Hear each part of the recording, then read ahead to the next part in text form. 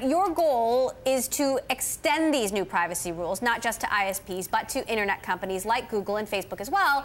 Why didn't you then just broaden the privacy protections that were already on the books instead of wiping them off the books entirely first?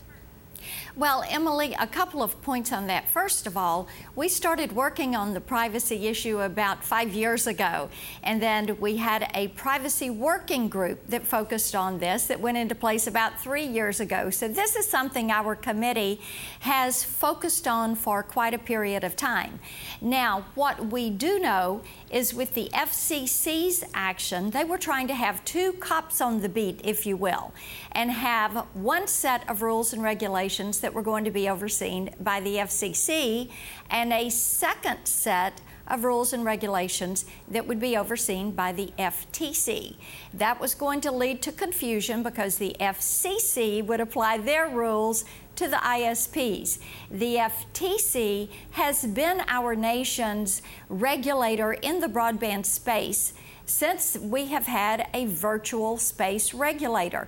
They're also the regulator in the private sector and the physical space. So we felt like it was important to simplify, to have one regulator and one set of rules. So the FCC rules had not been enacted. They had been passed, but not enacted. So it just made sense that you would kind of preserve the status quo, keep everything in place, get those rules that had not been activated off the books, and then move forward with having one set of regulations with one regulator, and that's exactly what we've done. That said, if this follow-up bill doesn't pass, though, you end up having less privacy protections than you did in the first place. No, what you would have is the way privacy has been. Bear in mind, the FCC rules had not been put into place. And what we do know is that consumers are saying, hey, look, we would really like to have the opportunity to opt in and decide if we want to have our information shared.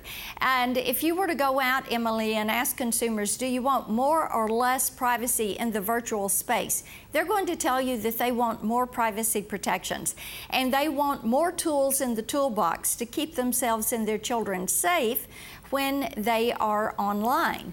And I think it's an important discussion for us to have, and it's important to look at since more people are conducting much of their transactional life online now.